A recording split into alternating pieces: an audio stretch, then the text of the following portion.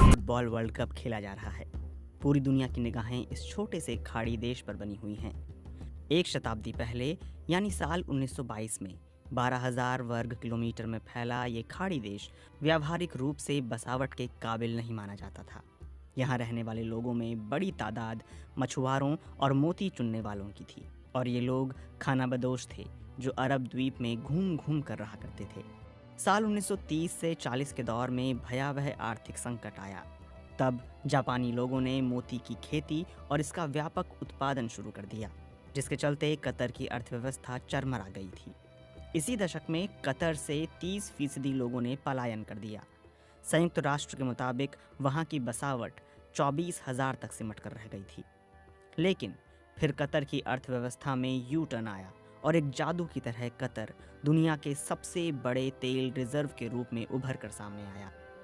20वीं शताब्दी के मध्य में कतर के खजाने में तेजी से बढ़त होने लगी और वह दुनिया के सबसे अमीर देशों में शुमार हो गया।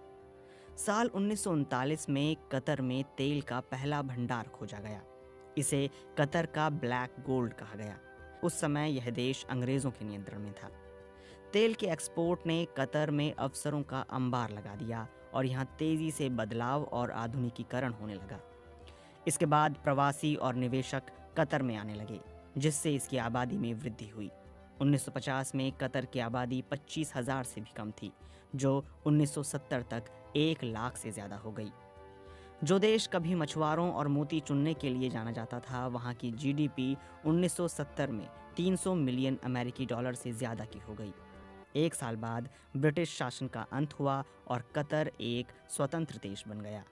1971 में इंजीनियरों ने कतर के पूर्वोत्तर तट से दूर नॉर्थ फील्ड में विशाल प्राकृतिक गैस रिजर्व की खोज की।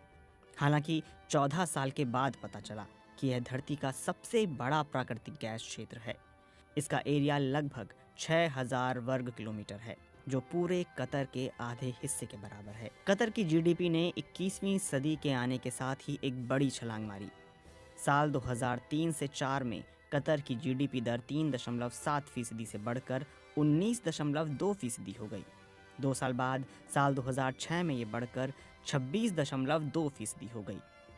कतर में प्रति व्यक्ति जीडीपी 2021 में 61,276 अमेरिकी डॉलर थी।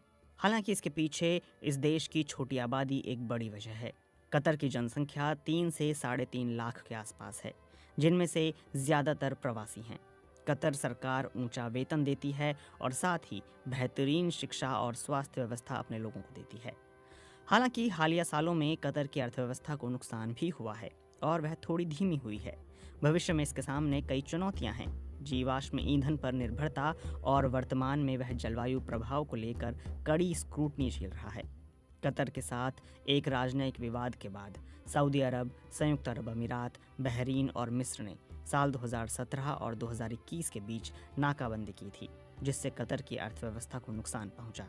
कतर ने फुटबॉल विश्व कप के आयोजन के लिए 2 लाख मिलियन अमेरिकी डॉलर से ज़्यादा खर्च किया है, जो इतिहास में अब तक का सबसे महंगा फीफा विश्व कप है।